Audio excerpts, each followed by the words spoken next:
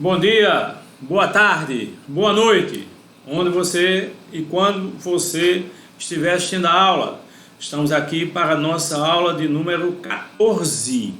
Então nós temos a aula 14. Quer dizer, em relação à videoaula, nós já estamos na número 14. Olha eu aqui, agora você está me olhando direitinho.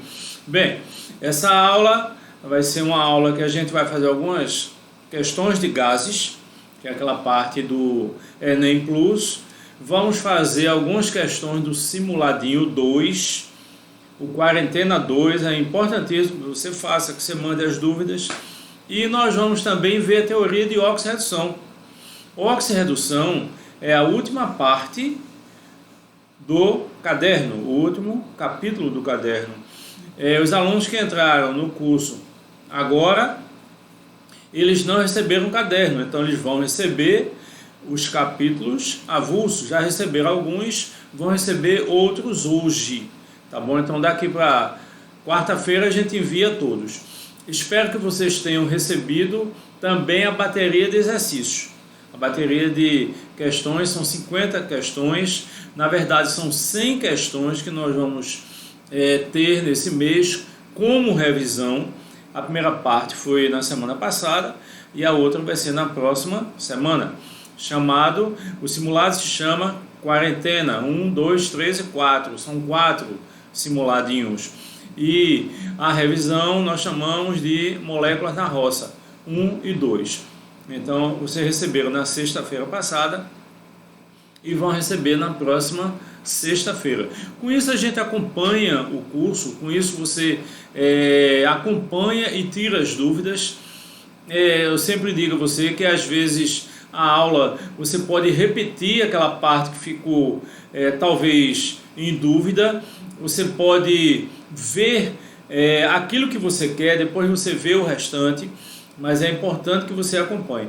Uma coisa importantíssima nesse instante é que todos estão confinados, então todos vão ter videoaulas, uma mais ilustrativas, outras não, é normal, mas a diferença vai ser você, vai ser essa vontade, essa raça. Nem todo mundo se adapta, gosta de acompanhar essas videoaulas, mas é necessário para que você seja diferente para melhor, diferente para acertar o máximo possível, praticamente todas as questões. E a gente tem o simuladinho que enviou para mim dúvidas. Então, são alunos que estão numa faixa de acertos muito boa, 80% ou mais. Então, isso já garante exatamente uma diferenciação na prova de Química. Porque se você faz uma boa prova de Química, você puxa a nota de Ciências da Natureza. E você pode fazer, eu sempre digo que Química é 8 ou 80. Uma pessoa não sabe fazer a maioria das coisas, não sabe muito. O meio termo é difícil. Quem achar que tem o meio termo, então procura evoluir para chegar lá. Então, muito importante esse momento. Não esqueçam que nós estamos ainda no meio de junho. Então vocês estão acompanhando, estão vendo que há uma evolução em relação à presença de pessoas nas ruas, em shoppings ou coisa assim. Isso em julho provavelmente vai passar para as escolas e cursos. Então presencialmente tudo fica diferente, tudo fica melhor, ok? Por enquanto vamos ver o seguinte. A primeira pergunta que eu faço a vocês: vocês fizeram as questões de gases do Enem Plus? Muito importante que você faça, sempre é importante. Liguem para mim, mandem a mensagem, tirem as dúvidas, eu respondo. Então, vamos lá para isso, né? Vamos iniciar. Vamos passar para a nossa partezinha. Química, inicialmente, ok? E na verdade, essa primeira parte nós chamamos de resolvendo questões. Bem importante. E vamos começar com a questão de Enem Plus. É página 68 de gases e a primeira questão de gases. Diz assim: um cilindro de 8,2 litros de capacidade contém 320 gramas de gás oxigênio a 27 graus Celsius. Um estudante abre a válvula do cilindro, deixando escapar o gás, até que a pressão seja reduzida para 7,5 atmosferas. Supondo que a temperatura permaneça constante, ou seja, antes de escapar 27 graus, depois de escapar 27 graus, isso não é uma realidade, porque com a expansão de gás ele rouba energia, então ele vai, rouba entre aspas, claro, ele vai diminuir a temperatura, mas é momentaneamente, só quando escapa. Depois volta à temperatura ambiente. Supondo-se que a temperatura permaneça constante, a pressão inicial do cilindro e a massa do gás liberada serão respectivamente. Bem, antes de qualquer coisa, vamos ver essa explicaçãozinha aqui pra gente. Bem, são duas perguntas. Então, como eu venho dizendo a vocês, tem questões que na verdade não é uma questão, são 2, 3, 4, 5 que você tem que fazer. Você tem que fazer em sequência. Você pode ver isso em gases, você pode ver isso em cálculo estequiométrico e você pode ver isso em soluções, tá certo? Em soluções é interessante, você dissolve, depois dilui, depois mistura, depois tira uma alíquota, depois reage. Quer dizer, tudo isso é um processo que você tem que fazer progressivamente. Então, se você quer fazer de uma só vez, se você quer uma resolução imediatista, você não vai conseguir. Então você tem que ter um pouquinho de paciência e ver quais as etapas que você tem que cumprir, ok? É como a vida prática, é como um advogado, é como um engenheiro, é como um médico. As coisas são feitas em etapas, então você tem que fazer bem cada etapa.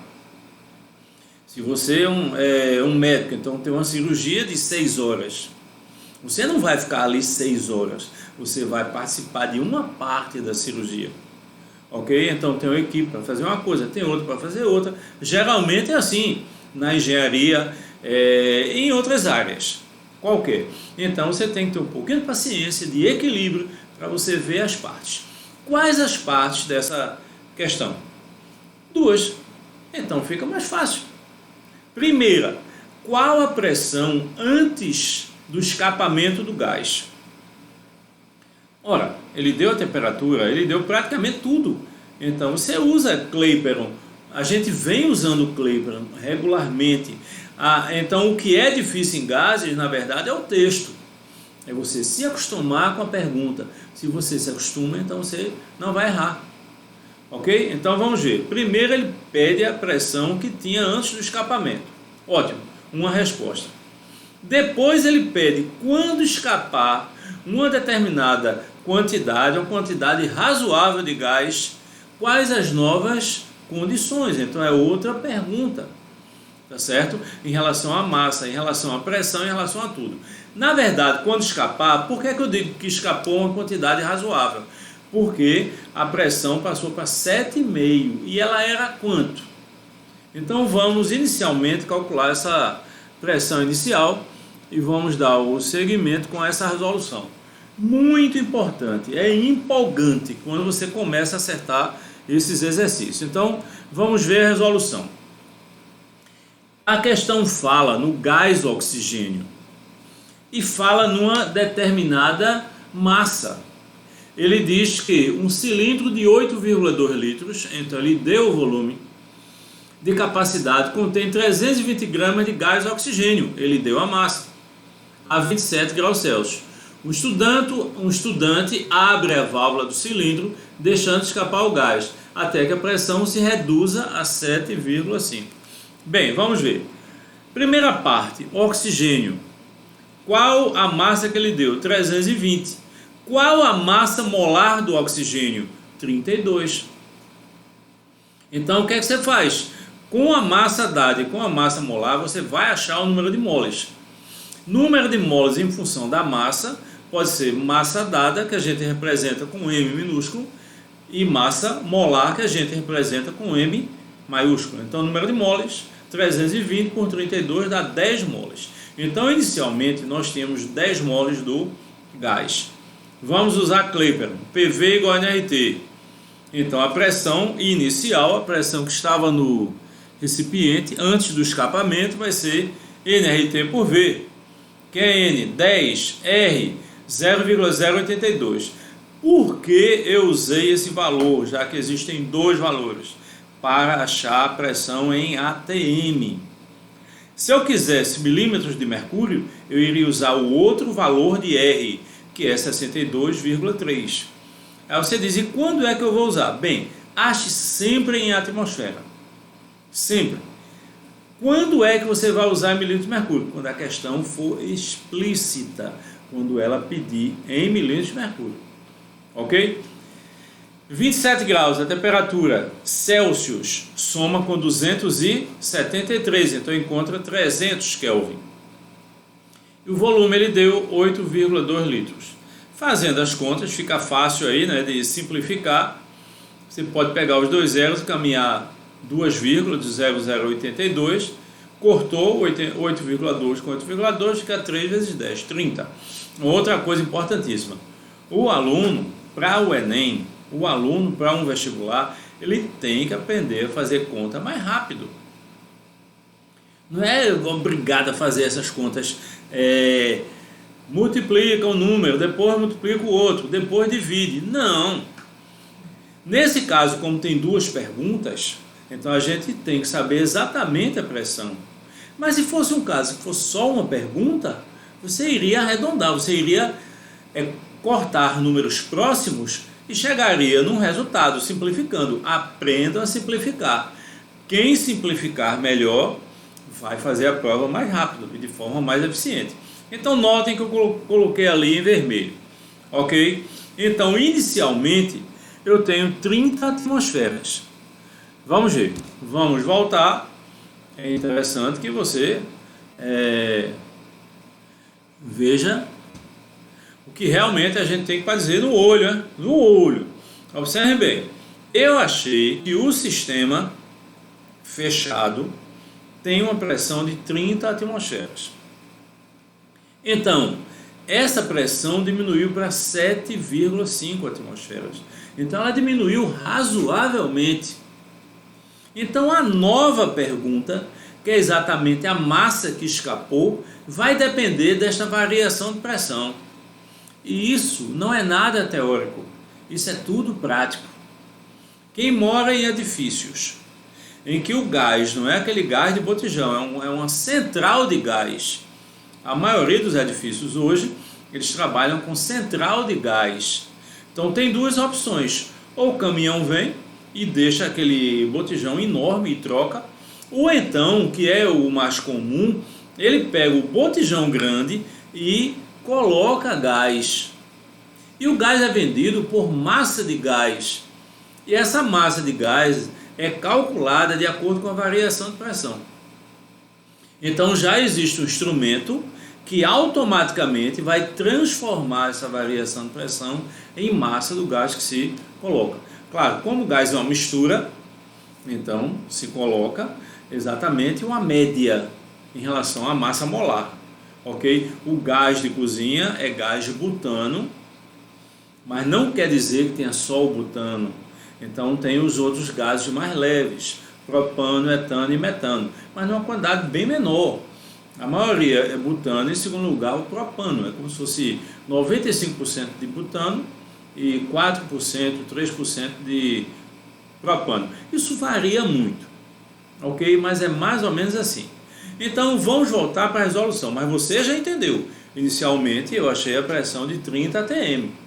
Agora eu vou achar, nesta variação de pressão, nesse escapamento de gás, qual é esta massa que escapou? Então vejam que interessante como é que é feito, tá bom? Essa relação. A partir do instante que eu achei 30, e a partir do instante que a pressão inicial dita é de 7,5, então eu vou calcular a variação de pressão. Aí você diz, o que é que tem a ver a variação de pressão? Ora, esta variação de pressão foi exatamente referente ao gás perdido, ok? Então, eu tinha 30 atmosferas, passei para 7,5, a variação foi de 22,5 atm. Mais uma vez, vamos usar PV igual a nRT. Usando PV igual a nRT, nesse caso, o que é N?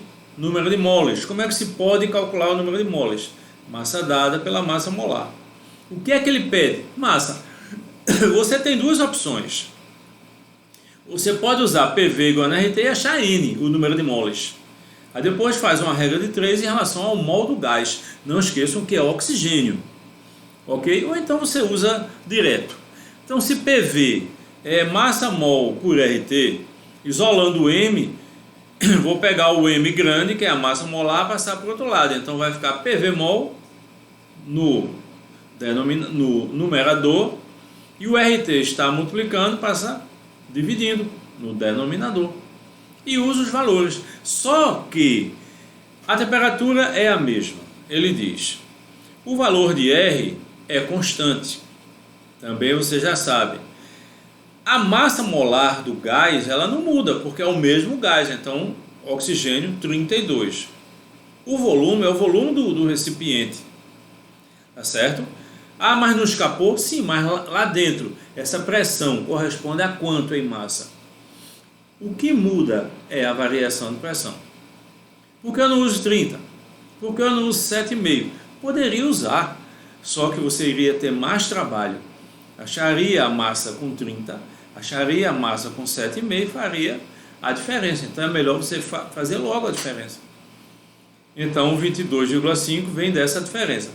Fazendo essas contas, nós encontramos 240 gramas. Então, para essa questão número 1 do Enem Plus, nós temos aí a resposta letra A. Ou seja, olha aí em vermelho, pressão de 30 atm e massa 240 gramas. Ok? Dê uma olhadinha rápida para a gente passar. Tranquilo?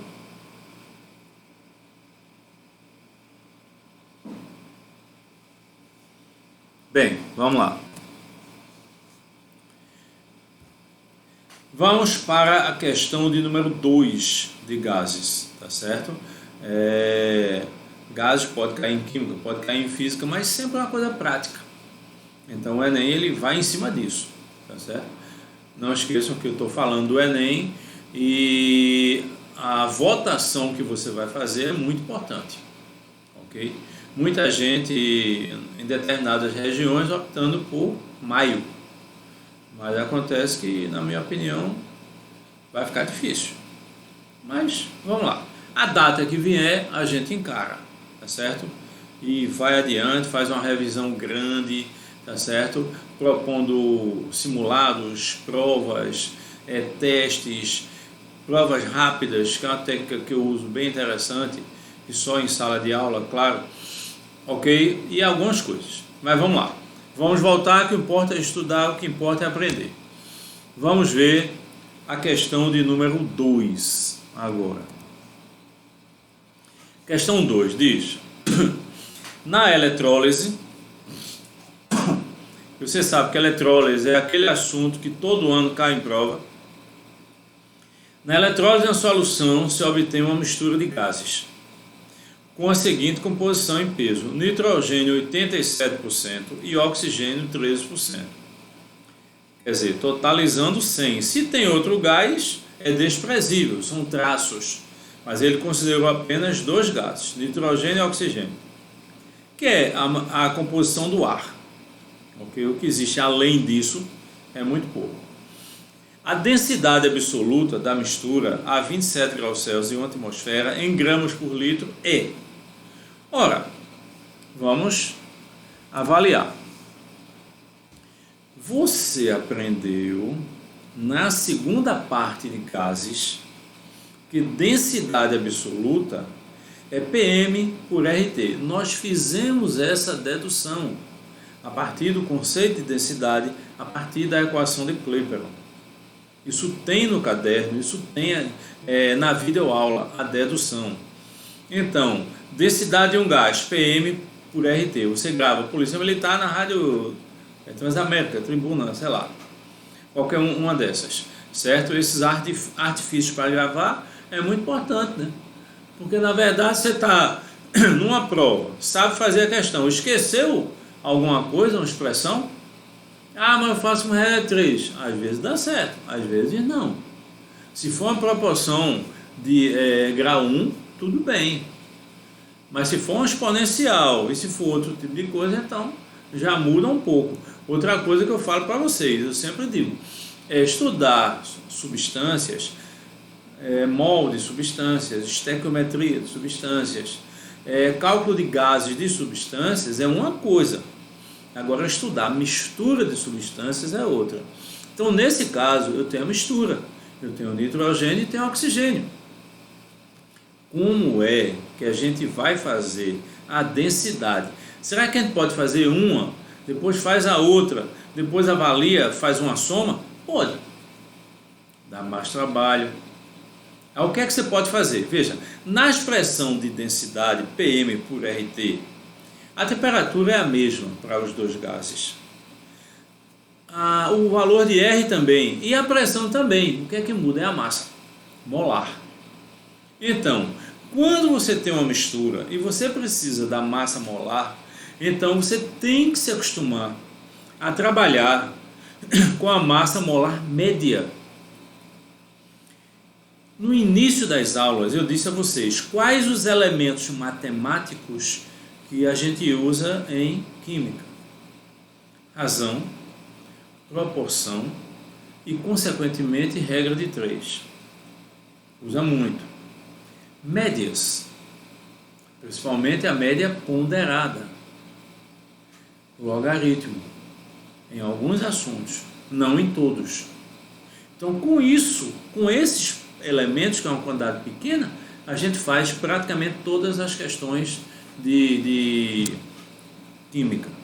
Então, quando estiver estudando matemática, muita atenção a esses assuntos. Quando eu falo em proporção, às vezes tem uma proporção com um percentual, ok? Mas a gente faz normalmente uma proporção, uma regra de 3, tá certo? Então, observe bem uma coisa.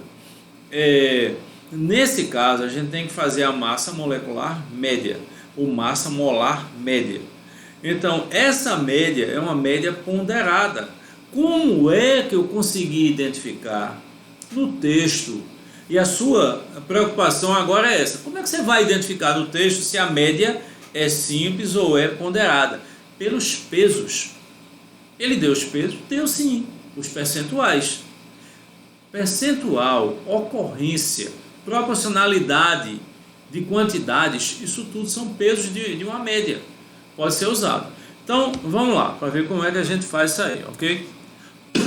Veja, massa molar, que eu estou representando por M grande, média da mistura. É uma média ponderada. Como é uma média desse tipo? Você pega a massa de um vezes o percentual, a massa do outro vezes o percentual e divide pela soma dos percentuais. Então, veja bem, o nitrogênio vezes 87, massa do nitrogênio vezes 87, que foi o percentual dado. A massa do oxigênio vezes 13, que é o percentual dado. Aí divide por quanto? 87 mais 13, que é a soma.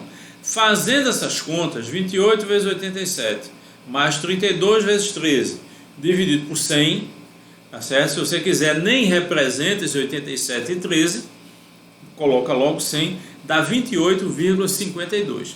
Então, nessa mistura de nitrogênio e oxigênio, nesses percentuais, a massa molar média é 28,52. Então, vamos voltar para a densidade. O que é densidade absoluta? PM por RT. Qual a pressão? 1. Ele fala, qual a média? A massa, a média que eu achei. Nem é do oxigênio, nem é do nitrogênio, é a média. 28,52. Qual R? 0,082. E qual a temperatura? 300 Kelvin, já que ele deu 27 Celsius. Bem, fazendo essas contas, densidade 1,159, que nós arredondamos para 1,16. Um arredondamento super viável e muito importante. Ok? Então, letra D. Aquela olhada na questão, por favor.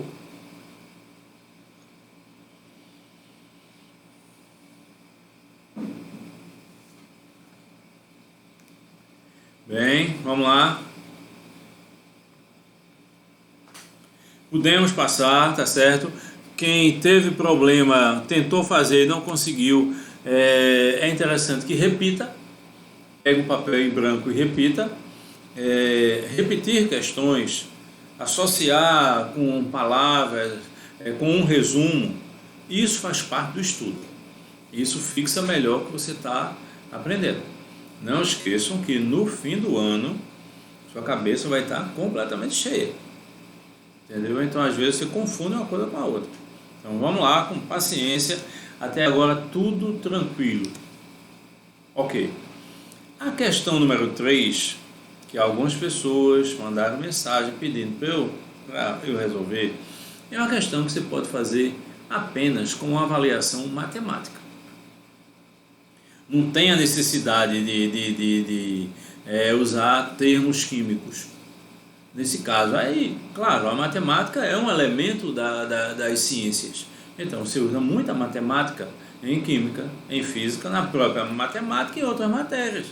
Quando você vai fazer esses cálculos, geralmente são cálculos mais simples. Mas é uma questão que eu acho muito bonita. Muito. Certo? Então, vamos lá.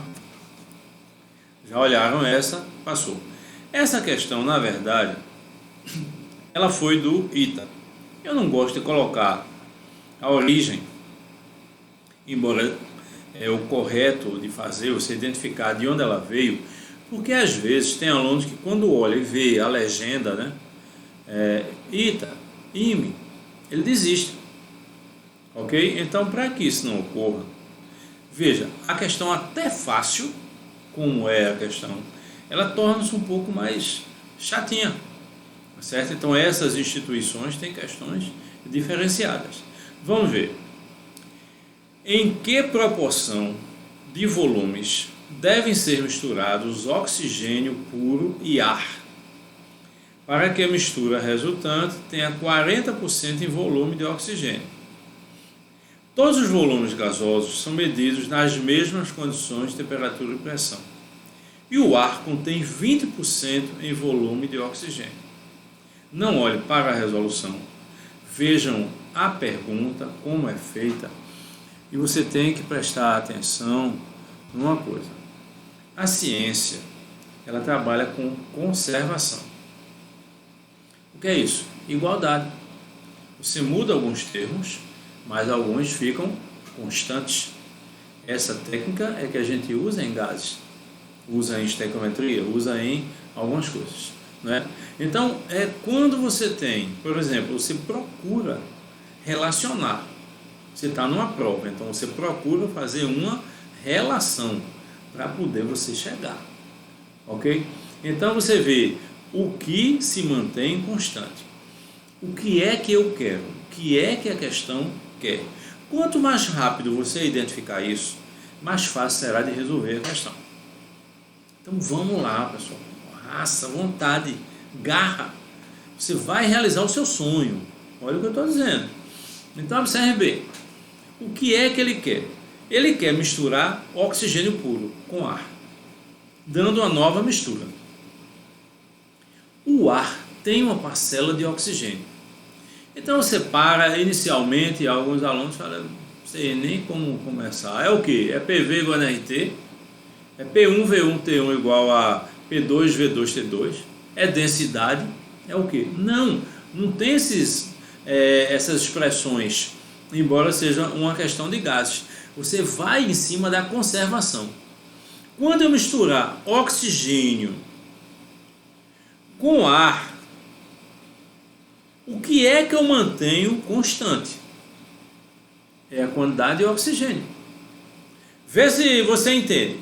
A quantidade de oxigênio puro mais a quantidade de oxigênio que está no ar tem que ser igual à quantidade de oxigênio da mistura. Certo? Ele não vai perder. Ele está dizendo que está lá no sistema, provavelmente fechado. Tem que estar fechado, tá certo? Para que não ocorra perda. Então você, eita, é mesmo. Se eu somar o oxigênio puro, mais essa quantidade de oxigênio do ar, na mistura, vai ser essa soma. Em cima disso você resolve.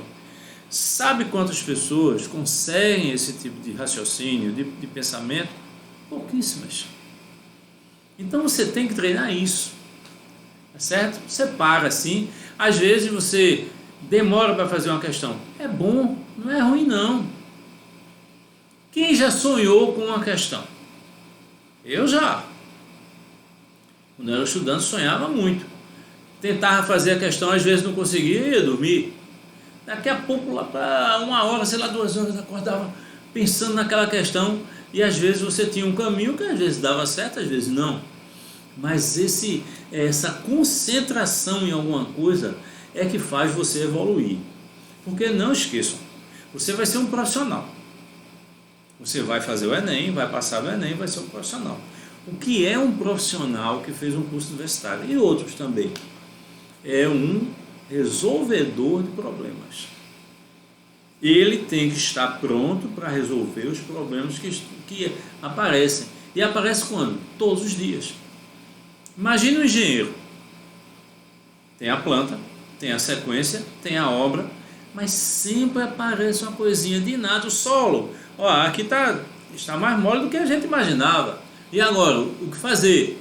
O apoio, a viga. Então, a cada dia tem um problema. Veja na área de administração, você administrar uma indústria, administrar um comércio, coisa assim, são problemas diários. Veja na área de saúde, cada paciente é completamente diferente do outro. Você faz um procedimento padrão, um vai se adaptar e o outro não. Então você tem que ter esse raciocínio lógico. Então você vai ser um resolvedor de problemas. Então você tem que se preparar para isso. Primeiro, raciocínio rápido. Primeiro não. Antes de tudo, compreensão do que você tem que fazer. Identificou raciocínio rápido e coragem. Importantíssimo. Coragem de tentar. Ah, mas eu vou errar. Você não sabe. Tente. Então isso é importante. Vá atrás. Porque quem tem que resolver é você. Então você tem que treinar antes. Por mais que eu esteja ao seu lado, que os professores estejam ao seu lado, na prova você vai estar só com a prova do Enem ou de outro vestibular qualquer. Então vá se preparando para isso, resolver esses problemas. Então não tenha medo. Vamos lá, vamos voltar para ver como a gente chega até essa resolução. Nem todo mundo vai fazer assim, mas veja como eu fiz. Volume de oxigênio puro mais volume de ar é igual ao volume da mistura. Mas acontece que a quantidade de oxigênio tem que ser a mesma. Volume de oxigênio puro eu chamo de X. Volume de ar eu chamo de Y. Opa! Lá em cima tem dizendo que no ar 20% é de oxigênio. Olha aí no finzinho da questão.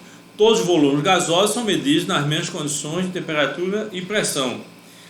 E o ar contém 20% de volume de oxigênio. 20% é 20 dividido por 100. Quanto dá isso? 0,2. Então, qual o volume de oxigênio puro? X. Qual o volume do ar? Y. Qual o volume de oxigênio que está no ar? 20%. Então, 0,2Y. Somando o volume de oxigênio mais o volume de ar, vai ter uma nova mistura, que é nada mais, nada menos do que X mais Y, que é a soma do volume do oxigênio puro mais o volume do ar. Quando eu vou para a minha igualdade de oxigênio, eu sigo o texto. O que é que ele fala lá em cima? Que 40% em volume da mistura é de oxigênio. Então, se eu chamei a mistura de X mais Y, então eu vou aplicar em cima disso 40%. Então veja como ficou essa expressão do lado direito. Volume de oxigênio puro, X. Volume de oxigênio que está no ar, 0,2Y. É 20% do volume da mistura, do ar. Volume de oxigênio da mistura, 40% da soma. Então ficou fácil. Porque o que é que ele pede? Na verdade, ele pede a relação. Em que proporção de volumes devem ser misturados oxigênio e ar. Então, vamos para a minha expressão. X mais 0,2Y é igual a 0,4 que multiplica X mais Y. Então, dá 0,4X mais 0,4Y. Ok? Então, vamos resolver matematicamente. O X está positivo do lado direito, vai passar para o lado esquerdo, negativo. Então, vai ficar 1x menos 0,4x. O 0,2y está positivo do lado esquerdo, vai passar para o lado direito, vai ficar negativo. Então vai ficar 1x menos 0,4x, que dá quanto? 1 menos 0,4, 0,6. 0,4 menos 0,2y, 0,2y. 4 menos 2 dá 2. Ok? Então observe bem. Então ficou x por y, que é o que ele pede, a relação que ele pede. Ok? É quanto? Passando o 0,6 para o outro lado, dá 0,2 para o 0,6. Simplificando, 2/6 ou 1/3. Então, cheguei à minha resposta de uma forma relativamente rápida. Ok? Então, resposta, letra A. Aquela olhada, aquela compreensão. Ótimo. Vamos lá.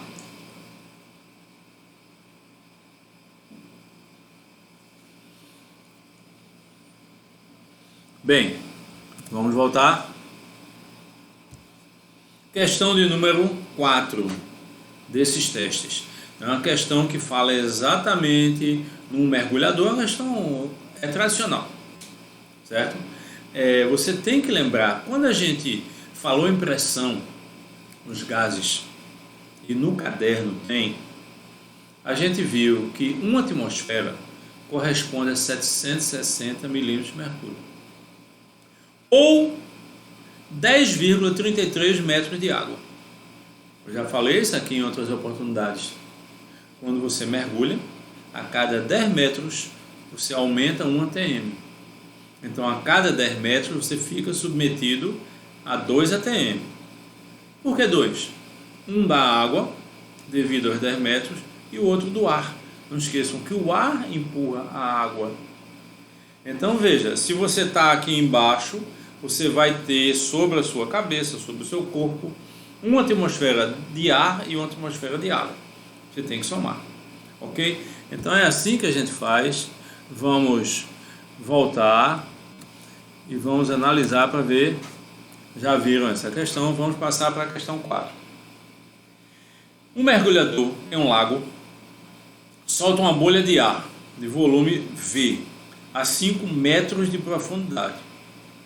Opa, na sua cabecinha você já viu. Se o lago é de água, ele tem que ser de água, ok? A cada 10 metros, 1 atm. Se eu tenho 5 metros, vai ser a metade. A bolha sobe até a superfície, onde a pressão é a pressão atmosférica. Considere que a temperatura da bolha permaneça constante e que a pressão aumenta cerca de 1 atmosfera a cada 10 metros. Geralmente não se usa o 10,33, geralmente se usa 10, se arredonda, de profundidade. Nesse caso, o valor do volume da bolha na superfície é aproximadamente de... Bem, o que é que você tem que considerar? Veja, a bolha está lá embaixo, certo? O mergulhador está lá, a bolha está lá. Quando ela subir, o volume dela vai aumentar ou vai diminuir? Ou vai ficar igual? O que você acha? Bem, quando ela subir, a pressão vai ficando menor. Se a pressão vai ficando menor, a bolha vai aumentar. É assim que ocorre. E você já viu isso alguma vez? Já. Os balões de festa que você compra. aquele balãozinho que fica flutuando. Se você encher com a boca, ele não flutua em relação ao ar. Então você tem que encher com hélio.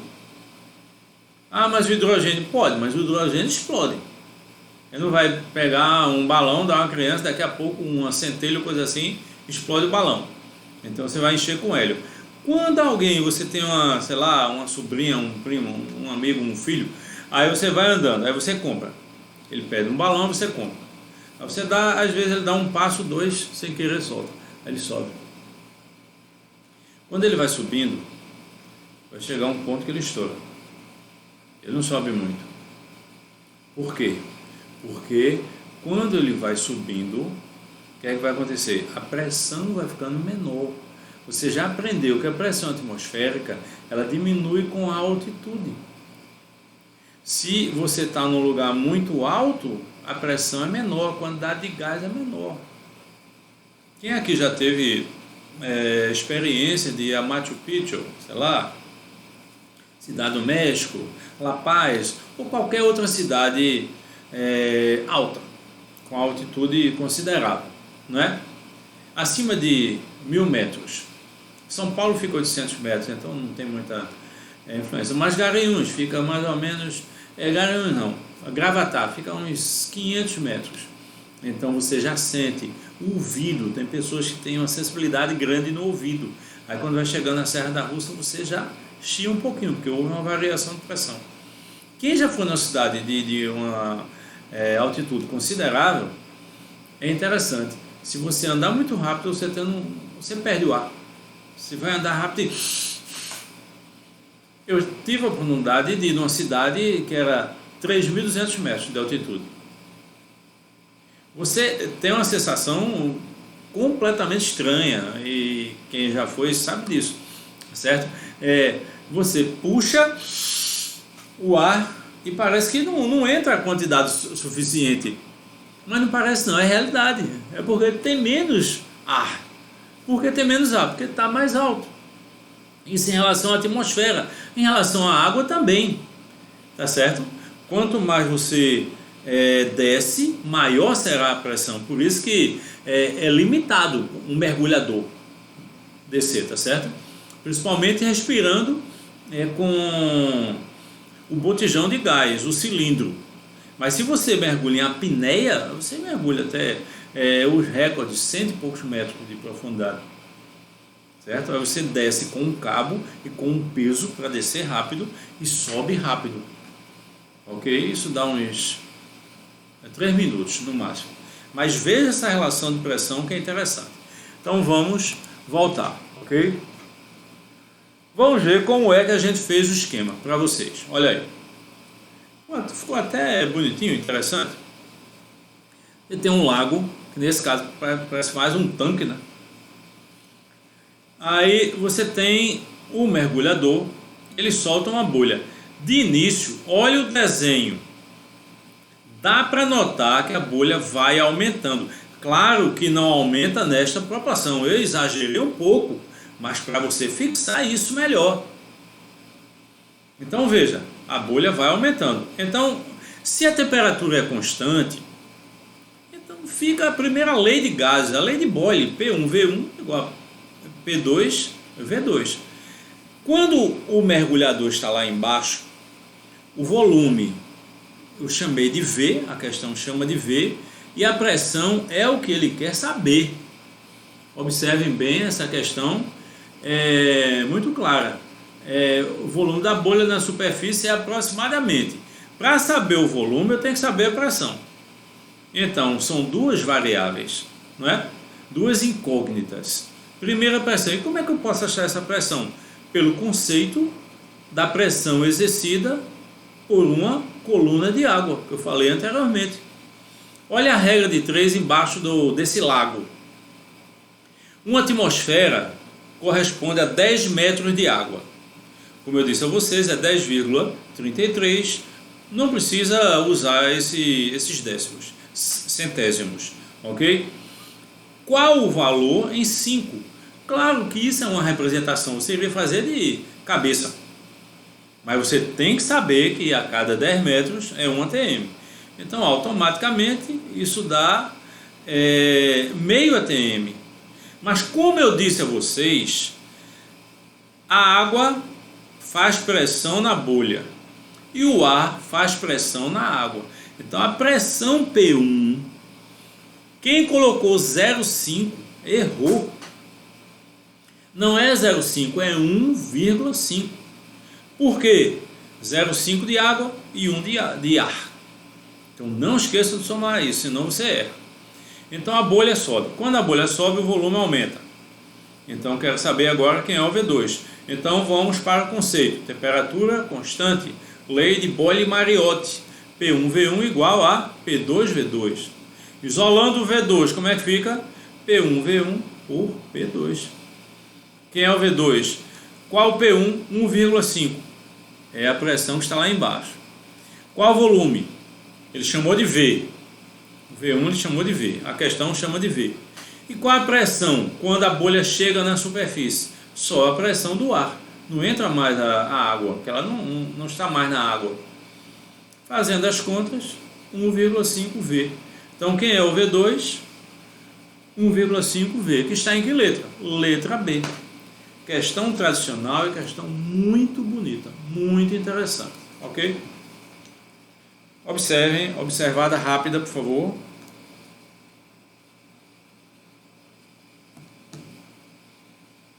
Vamos lá.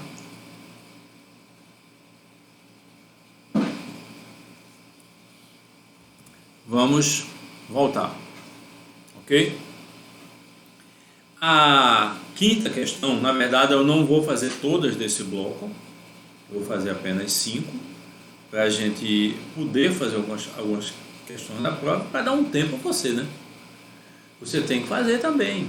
Eu recebi mensagens de alunos que estão assim, terminando radioatividade. Então, acelera um pouquinho aí para a gente, né, dar uma prioridadezinha à química para a gente terminar o caderno.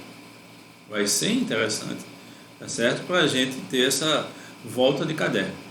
Essa questão de número 5, a gente usa aquela técnica que eu disse a vocês. É uma técnica que nós usamos. E é interessante que você aprenda bem, porque você usa consideravelmente. Veja. Vamos lá. Pronto, voltamos à questão e vamos passar. Tem um balão de vidro indilatável, quer dizer, fixo. O volume não vai aumentar, não é de borracha nem de nada. Então ele é fixo. Contém 10 gramas de oxigênio a 77 graus Celsius. Este balão poderá suportar no máximo uma pressão interna 3 vezes superior a que está submetido. Se a temperatura do gás for reduzida a 27, a máxima quantidade de oxigênio que ainda pode ser introduzida no balão nesta temperatura é de quanto? Bem, leu, não entendeu. Extraordinário, não, é normal. Você tem que fazer uma leitura bem eficiente, você tem que grifar as partes importantes, porque muitas vezes, para resolver uma questão ou um item teórico, você não precisa ler uma vez, você lê mais de uma vez. Então você tem que minimizar isso. Quando você lê e não entender, não volte a ler, você organiza os dados, certo? Veja bem, qual a temperatura T1? 77 graus, então você não precisa ler o texto todo, você vai lá em cima, já tem isso, 77, que é quanto? 350 Kelvin. Qual a massa que ele deu? 10 gramas. Qual a pressão P1? P, eu não sei qual é. T2, 27 graus Celsius, 300 Kelvin. Massa é o que ele quer saber, tá certo? A pergunta dele é diretamente a quantidade de oxigênio que ainda pode ser introduzida. Você vai nas opções e você vê a resposta em grama, por isso que é tão importante, antes de ler a questão, dar uma olhada rápida nas opções, porque você já sabe que é grama, então ele quer a massa. Ainda pode ser introduzida. E a pressão P2 é 3P, certo? Se ele diz que P2 é 3P, então P1 é P. automaticamente. Então, o que é que vai acontecer? Veja bem, é o seguinte, nós usamos uma técnica e essa técnica nem todo mundo sabe, nem todo mundo usa. Você que já estudou química, já fez as questões de gases, provavelmente você não usou isso, certo? Então, por favor, olhem aí do lado de vocês para ver se tem concorrente olhando, para saber como a gente faz, ok? Deixa eu ver aqui se tem alguém. Tem não. Então vamos lá, vamos ficar livre para fazer isso. Veja como fica bom. Depois que a gente faz isso, fica bom demais. Ó, escreve a equação PV igual a nRT. O que é que permanece constante? O volume. Você fala, como é que você sabe que o volume é constante? Porque ele diz que o balão é de vidro indilatável, então não vai mudar de volume. nRT, o que mais é constante? R. Então eu corto exatamente o V e corto o R. Quem foi que sobrou? NT e do outro lado P.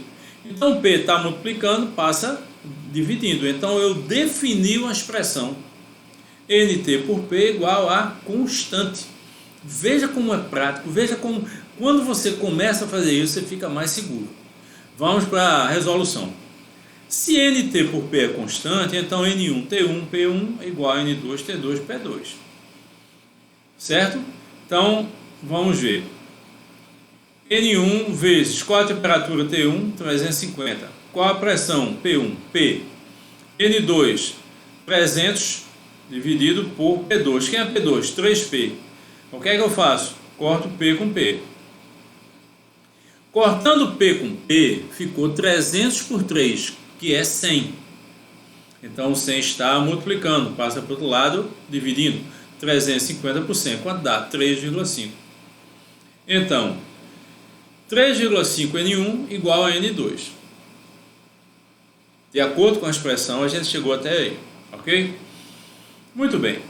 Mas acontece o seguinte, o que é N? Massa dada pela massa molar.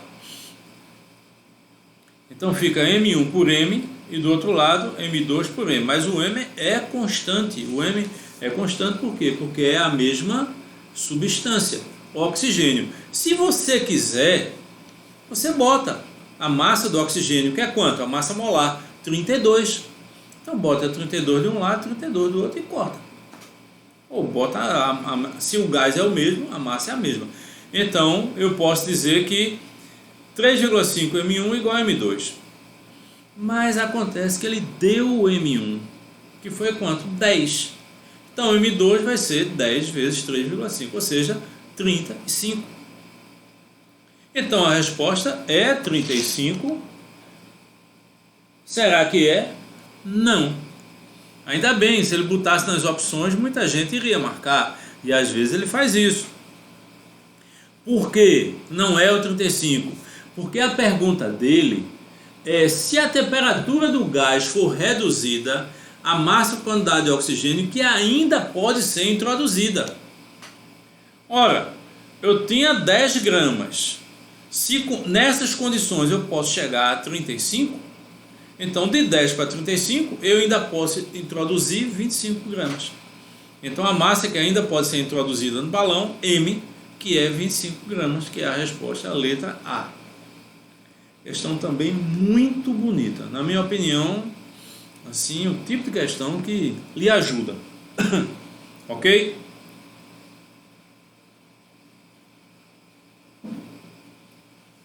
Bem, essa foi a questão de número 5. A gente vai ficar aí, né, essas questões, tá certo? Porque a gente vai agora resolver questões do simulado. Façam as outras 5 questões que a gente resolve. Próxima aula, você sabe, né? É aula do São João. Ó, eita, e São João? Não vai ter. Mas não tem jeito, dá um jeitinho aí, você faz em casa mesmo, tá certo? Não tem problema nenhum, vai ser bom. São João é bom, homem? É a melhor festa pro nordestino, né? Tem um carnaval que é muito bom, mas o São João, além da música, muito boa. Ainda tem a temperatura, que na época está friinho, e sem falar, né, em canjica, pamonha, milho assado, milho cozido e por aí vai. Pelo amor de Deus, é bom demais. Então vamos lá, vamos voltar à nossa aula. Já viram? Então vamos ver. Simuladinho Quarentena 2. Eu escolhi duas questões que foram as mais solicitadas. Então vamos prestar atenção nessas questões. Uma das questões escolhidas foi exatamente a questão de número 1. É uma questão clássica, mas é uma questão que você tem que se adaptar, ok? A questão fala de tabela periódica. Então vamos lá, olhem para mim e me digam, respondam aí que eu escuto. Tabela periódica, o que é que cai? Duas partes, só duas, então não tem como errar.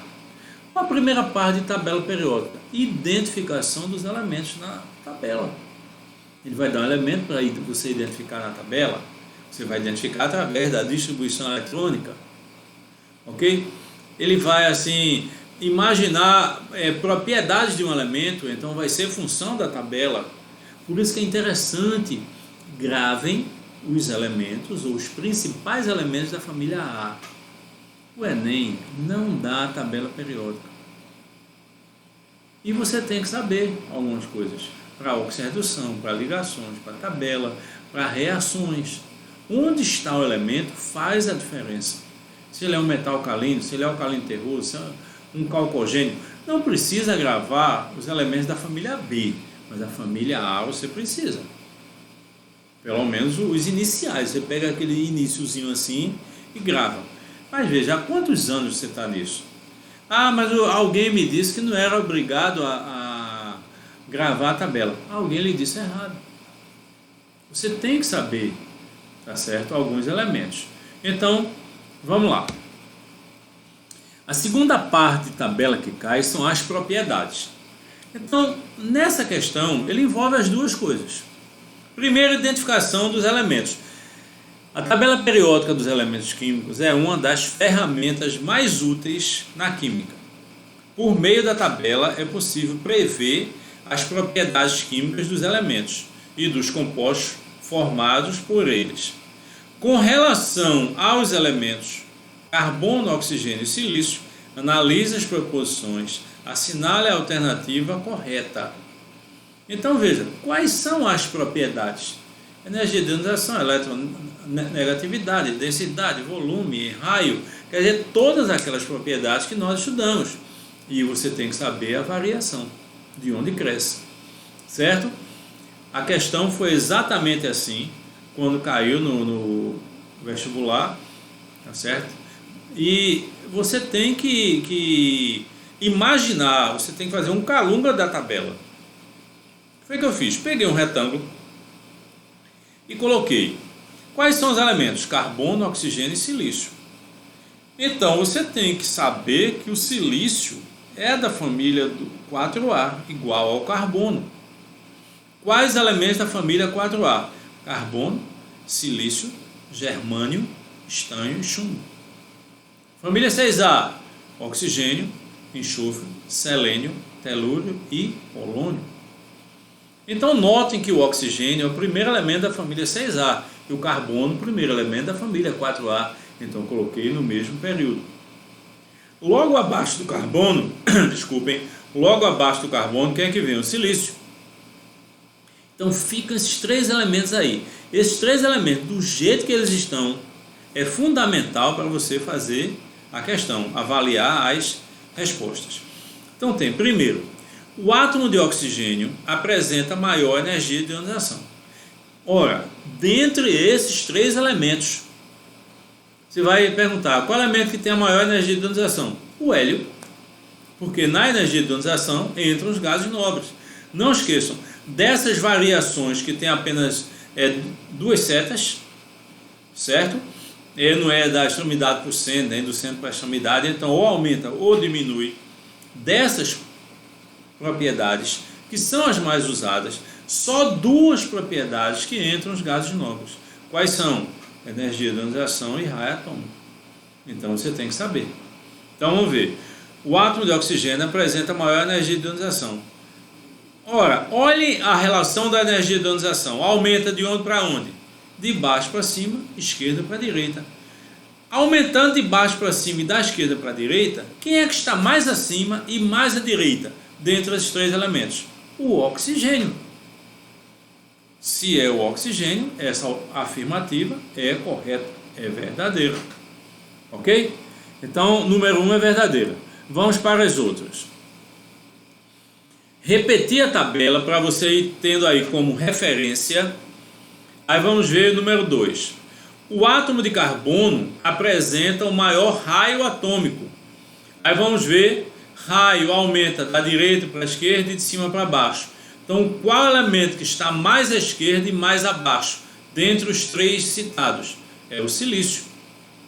Então, o maior raio não é do carbono, é do silício. Dentre os três. Terceira afirmativa. O átomo de silício é mais eletronegativo que o átomo de carbono. Será que é? Olha aí a variação, por favor. Eletronegatividade. Aumenta de onde? Veja, você está vendo aí, de baixo para cima, esquerda para direita. Menos os gases nobres. Então, note que eu tirei ali os gases nobres. Então, dentre esses três, quem é que está mais à direita e mais acima? Oxigênio. Então, afirmativa falsa, porque ele diz que é o carbono. Vamos para 4. O átomo de silício apresenta maior energia de ionização. Já vimos, a energia de ionização, dentre os três, também é do oxigênio. De baixo para cima, esquerda para direita. Então, quem está mais à direita e mais acima é o oxigênio. Número 5. O átomo de oxigênio apresenta o maior raio atômico. Não é o menor raio atômico. Então, das 5 afirmativas, só uma é verdadeira. E a resposta é a letra D. Então, uma olhadinha considerável nessa questão, tá certo? Letra D.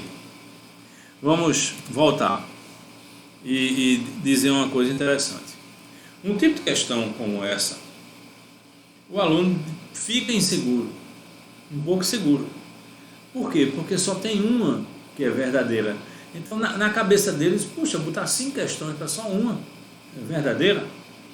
Mas você tem que definir essa segurança. Vou contar uma história rápida. A aluna estava tentando já há 3 anos, competentíssima, brilhante.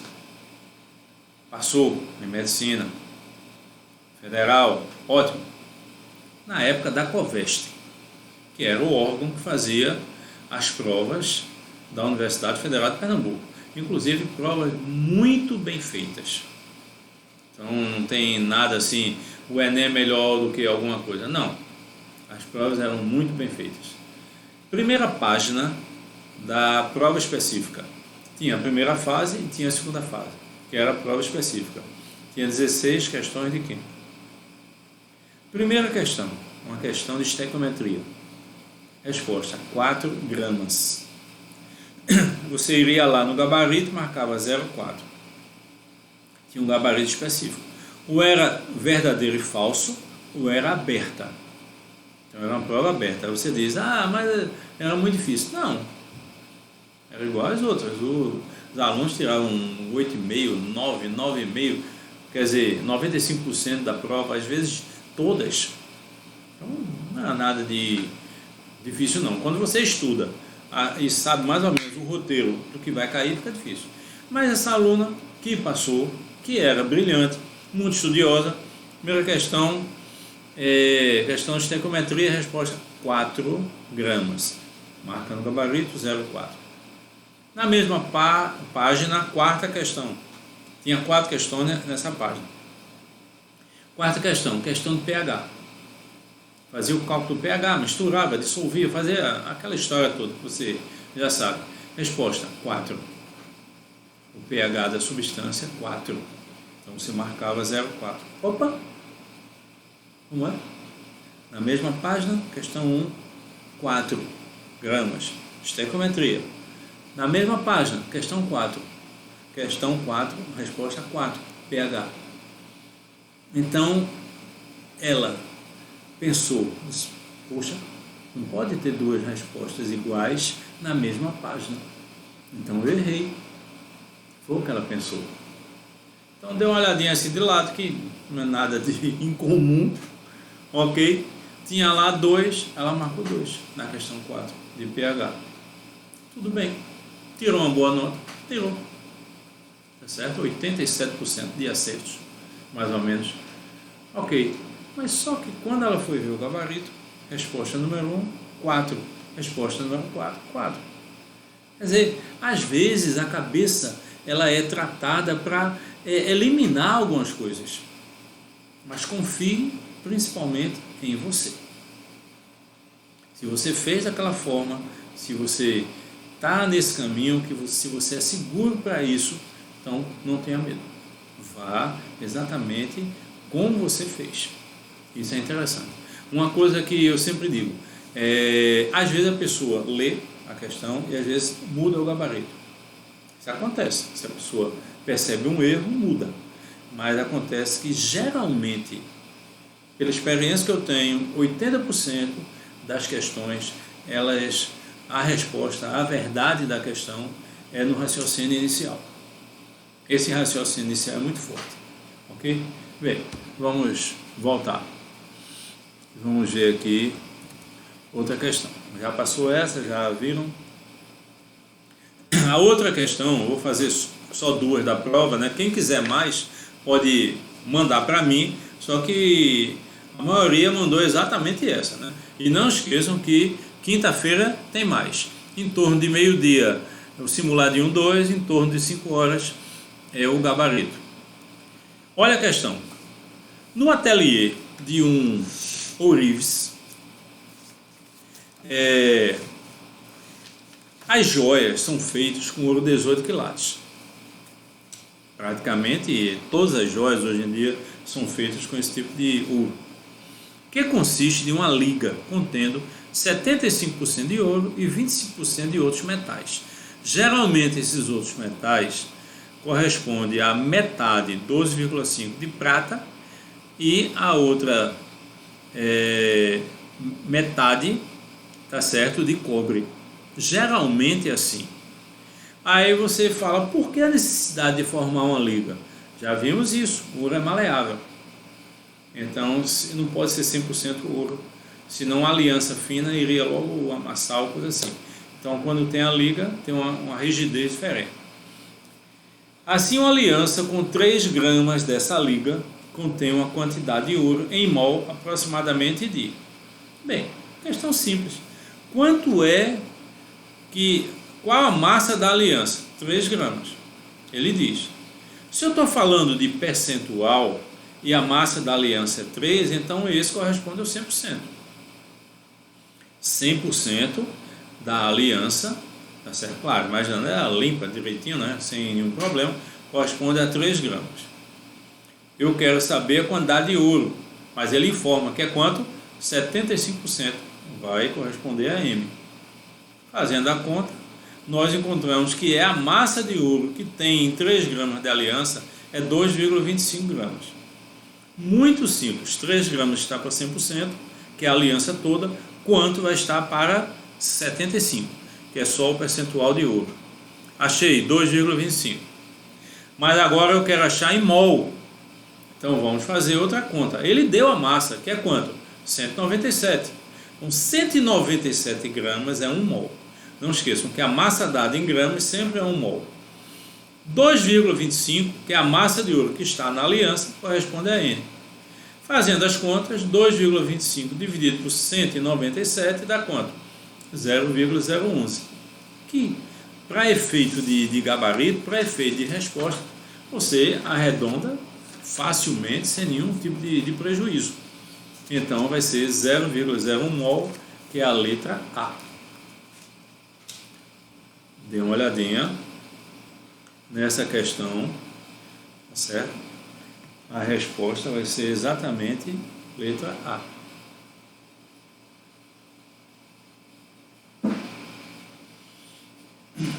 consideravelmente simples. Espero que tenham acertado. Vamos lá, vamos ver. Vamos retornar e façam mais questões de gases, o restante. Façam os simuladinhos, corrijam, tá certo? E vamos à luta. E agora, o último assunto do caderno: oxi-redução. Ok? Vamos ver. Aula 14, oxi-redução 1. Primeira parte de oxi-redução. Vamos ver. Primeiro, você tem que saber o conceito, né? O que é oxi-redução?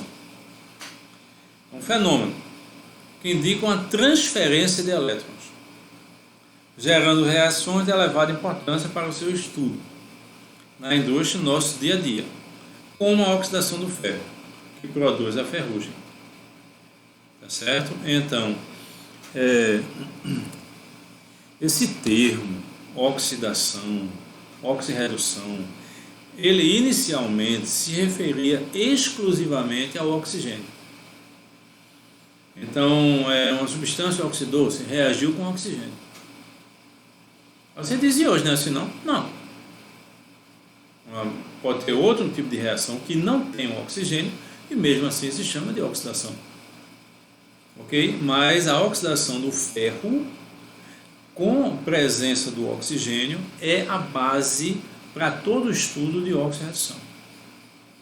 Ok? Então você tem que se ligar exatamente nessa parte, nesse ponto que é importante. Então, vamos ver aqui como é que a gente transfere. Então você já sabe que é um estudo em relação à transferência e sabe que a reação mais importante é essa. Oxidação do ferro. Ferro metálico mais oxigênio dando óxido férrico, que é chamado de ferrugem. E eu posso dizer a vocês, o mundo ele gasta milhões de dólares todo mês para evitar isso que você está vendo aí. Um navio, abandonaram o navio porque já não servia, tá certo? Por alguma razão, o motor quebrou, sei lá, coisa parecida, e o navio era metálico, ok? E ferro, sabe que o aço é uma liga de ferro, então a base aí é o ferro. E ele vai tendo um desgaste natural, formando a ferrugem. Para esta reação ocorrer, na verdade, falta um elemento que produz essa oxidação, exatamente a água. Se você tentar produzir a oxidação do ferro, você pega uma ampola, tá certo? Inicialmente tendo vácuo, com um pedaço de ferro. Aí você injeta o oxigênio, pode ser até oxigênio puro, ok? Ou então ar contendo uma parcela grande de oxigênio. A oxidação praticamente não vai ocorrer. Certo? Teoricamente iria ocorrer, o que você está vendo aí é uma reação teórica, mas na prática não vai ocorrer, porque precisa de água. A água é como se fosse um catalisador da reação. Por isso é que em locais secos a ferrugem ela é mais difícil de ocorrer. Em locais úmidos é mais fácil. Vamos ver, Recife é uma cidade úmida, extremamente úmida. Não é um frio aqui em Recife. Você sente e percebe mais do que em outros locais, pela umidade do ar, certo? Pela quantidade de calor da água, a troca de calor, tudo isso é importante. Aí você tem algumas pessoas aqui que moram em Boa Viagem, ou algumas pessoas têm amigos que moram em Boa Viagem. Vamos imaginar na beira-mar. Você mora na beira-mar de Boa Viagem. Então, todos os seus aparelhos eletrônicos, todos os seus aparelhos metálicos, eles vão ter um desgaste mais rápido. Eu já falei isso em outra aula. Por quê? Porque o ar ele é extremamente úmido. E por que ele é tão úmido? Porque o ar, quando se choca com a superfície do mar, superfície da água, ele vai arrancando moléculas. Essa explicação ela é dada desde o instante que a gente viu a diferença de evaporação e ebulição. Então, oxidação, ok? Inicialmente, foi reagir com o oxigênio, inicialmente, através do ferro. Isso aí, hoje em dia, se chama de corrosão. E é um dos trabalhos maiores que se tem na vida, na indústria, no dia a dia, é evitar essa corrosão. E vamos ver como ocorre isso. Evidência da oxirredução. Vocês sabem que a Estátua da Liberdade, que está nos Estados Unidos, ela foi uma doação da França. Tá certo? Agradecimento aos Estados Unidos, porque ter participado de batalha junto com a França ou coisa assim. Então, a Estátua da Liberdade foi em navio para os Estados Unidos, só que ela foi em pedaços e lá foi montada. Aí olhem a figura, 1886, 2018. Veja a diferença que existe. Então, como a Estátua da Liberdade é de bronze, e como o bronze é uma liga de cobre, o cobre vai ter uma capacidade de oxidação maior. E você sabe que o cobre, quando oxida, ele fica esverdeado. E já foi no museu do estado, aqueles canhões que era de cobre. Então você vê exatamente isso, esse tom esverdeado. Que para algumas pessoas, e na minha opinião também, hoje em dia, esverdeado está mais bonito do que era antigamente, do que era em 1886, certo? Aí, veja, 1886, né? Aí você está a fim de fazer uma pergunta, você está a fim de perguntar uma coisa. Quem deu essa Estátua da Liberdade foi a França? Foi. 1886, foi? Foi.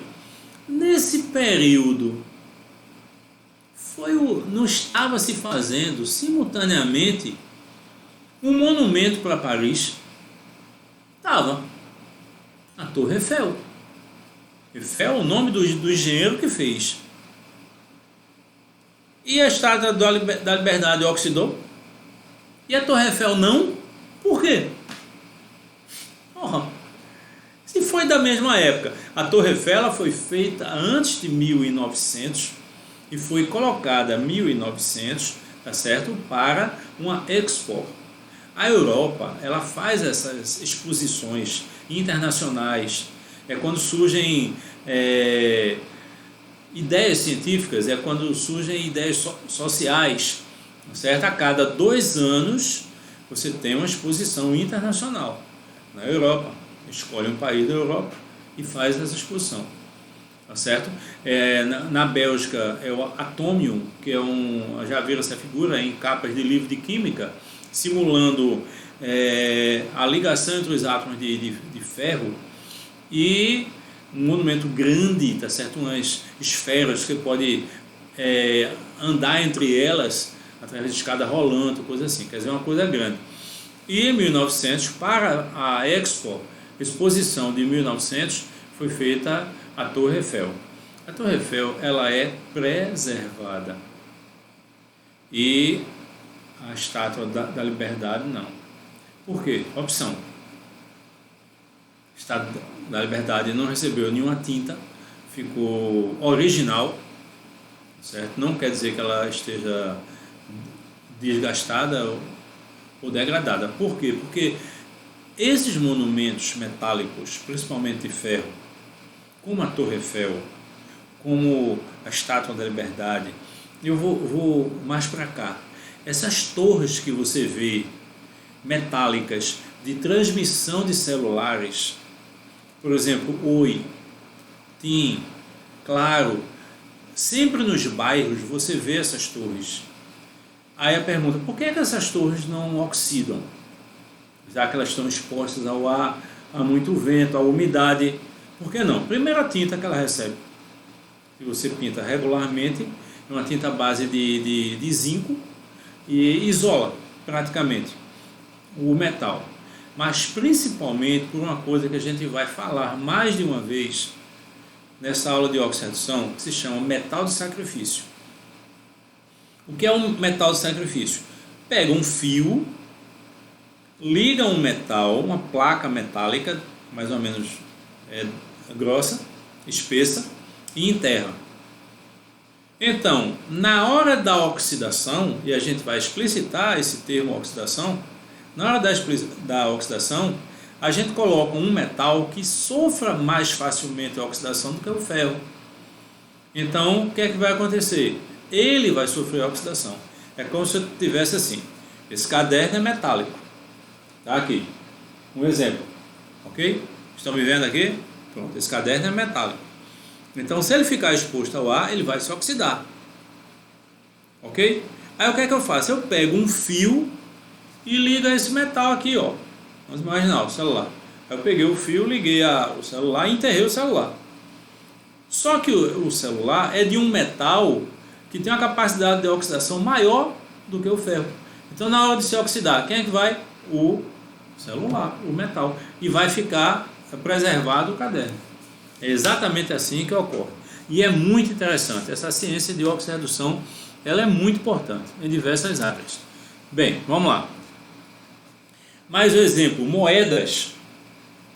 As moedas que têm a base de cobre, elas também ficam esverdeadas. Hoje em dia existem ainda essas moedas, aquelas bem pequenininhas, de 5 centavos, mas ninguém tem mais, é muito difícil. Está se tirando de circulação. E as de 10 centavos em diante, elas são à base de níquel, então elas não sofrem esse tipo de oxidação. Mas você olha no desenho que está aí, já uma sinalização. Eu tenho hidrogênio no desenho que está abaixo, reagindo com o flúor, dando HF. Para isso, você tem elétrons envolvidos. Então, tudo que você está falando sobre a oxirredução recai exatamente na condição eletrônica de perder ou ganhar elétrons. Ok? E para você estudar a oxirredução, você necessita de um assunto que é um assunto fundamental, que é número de oxidação. Tudo que a gente for falar de oxirredução depende do NOx, depende do número de oxidação. Então é muito importante que você treine bem NOx para a gente aplicar em outras coisas. Bem, número de oxidação ou NOx é o número que dá uma ideia de carga total ou parcial adquirida por uma espécie química quando efetuar a ligação. Então, o que é que ocorre?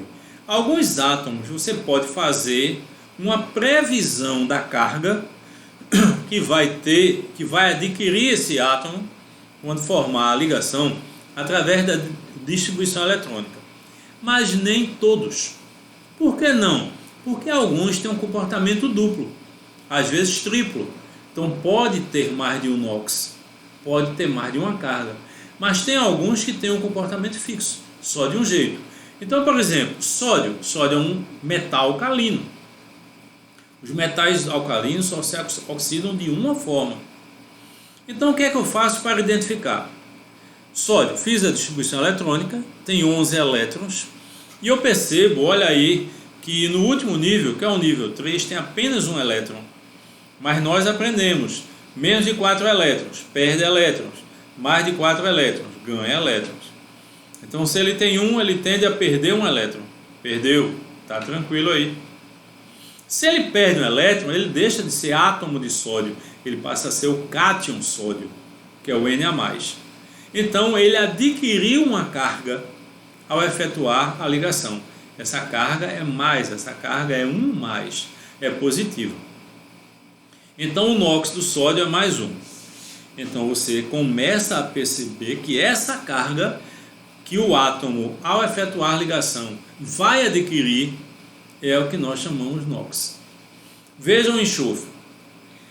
Na distribuição eletrônica do enxofre, eu encontro que o último nível preenchido é o nível 3. E esse nível tem 6 elétrons.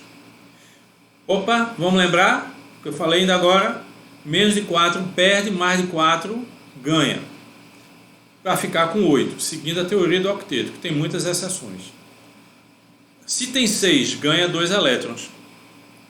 Então vai ficar enxofre menos 2.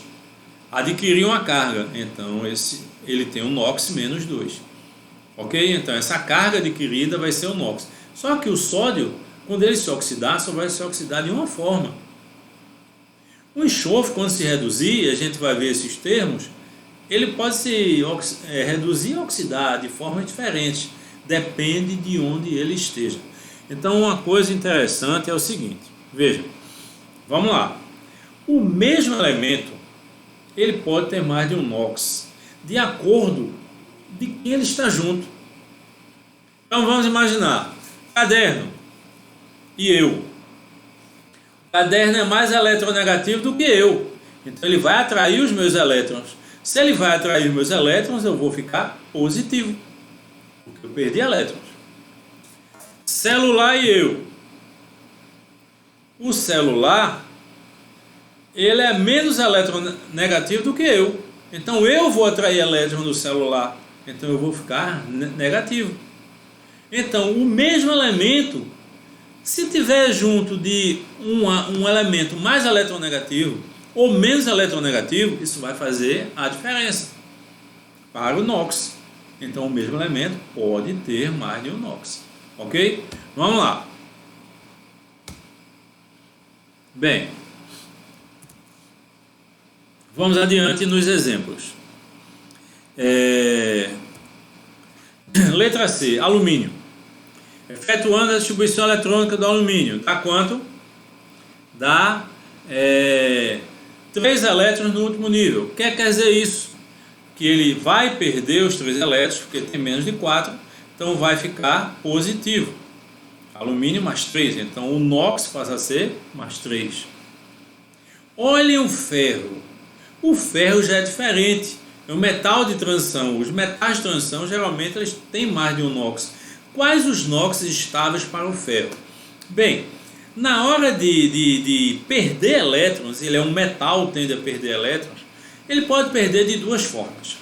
Você sabe que ganhar ou perder elétrons acontece no último nível de energia. Qual é o último nível de energia do ferro? O nível 4.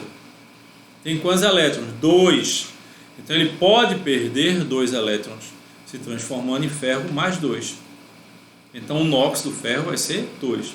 Mas acontece que no subnível dele tem 6 elétrons. Então ele pode perder mais um.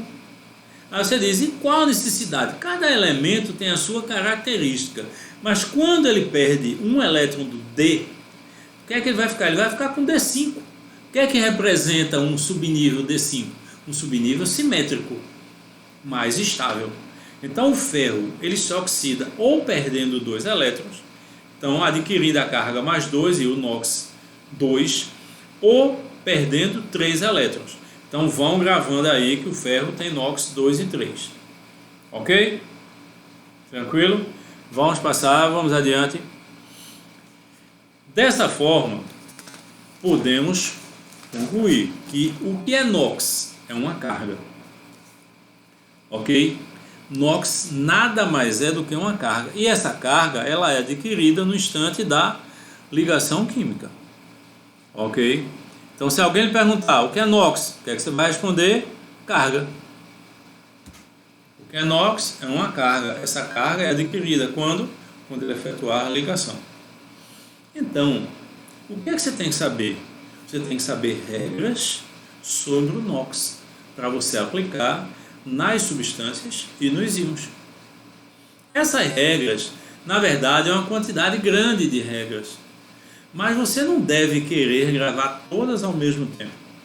Você vai vendo aquelas mais importantes e vai consultando a tabela e vai adquirindo o conhecimento geral para isso. Então, vamos ver como a gente tem que fazer a transição para vocês. Olha, eu tenho aqui a tabela. A maioria dos elementos, quando formam compostos, apresentam mais de um valor para o NOx, dependendo dos outros átomos. Ok? O que é que acontece? A espécie química facilitar a determinação do NOx. O que foi que a gente fez? A gente fez mais ou menos uma tabela para isso. Aí vamos mostrar para vocês. Regra prática.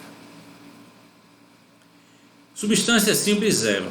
Então gravem isso aí, isso é um dos que você tem que gravar. Íon simples, a carga dele. Hidrogênio em geral mais 1, excepcionalmente quando ele está ligado a um metal, principalmente alcalino e alcalino terroso, menos 1. Não gravem agora o excepcional, gravem o normal. Então até agora, substância simples 0, hidrogênio 1, mais 1. Oxigênio, menos 2, menos 1 e menos meio. Menos 1 e menos meio são casos excepcionais. O menos meio nunca foi usado em prova, é para os polióxidos. E o menos meio já foi usado exclusivamente para o peróxido. Então a única vez que caiu a utilização desse NOx menos meio, menos 1, aliás, para o oxigênio, é nos peróxidos. E qual o peróxido mais importante, que mais cai em prova? A água oxigenada. O geral, o oxigênio é menos 2. Então vamos repetir o que você tem que saber de início. Substância simples 0, hidrogênio mais 1, oxigênio menos 2. Com isso você já faz um bocado de coisa. Não esqueça, só 3 dessa primeira parte. Vamos ver a segunda parte. Está menorzinho aí na tela, mas no caderno está maior, ok? Flúor vai depender. Quando você tem assim, flúor é menos 1. Então ele, por ser o mais eletronegativo, quando tiver nos compostos é menos 1. Não esqueçam que substância simples sempre é 0. Os outros halogênios vai depender de quem ele está ligado, como eu falei para vocês. Se ele tiver à direita da fórmula, ele é o mais eletronegativo, então ele mantém o menos 1. Aí você diz, por que ele é menos 1? Porque ele é da família 7A. Os elementos da família 7A, automaticamente, o que é que vai acontecer? Eles tendem a ganhar um elétron. Ok? Agora, se ele estiver no centro, ele já não é mais o eletronegativo. Então, ele tem um valor variável. Vai depender dos outros elementos. Então, eu chamo de mais X. Só que tem uma coisa, ele é positivo. Então, vamos ver. Flúor é menos 1 nos compostos. E halogênio depende. Se tiver à direita, menos 1 no centro é outro valor.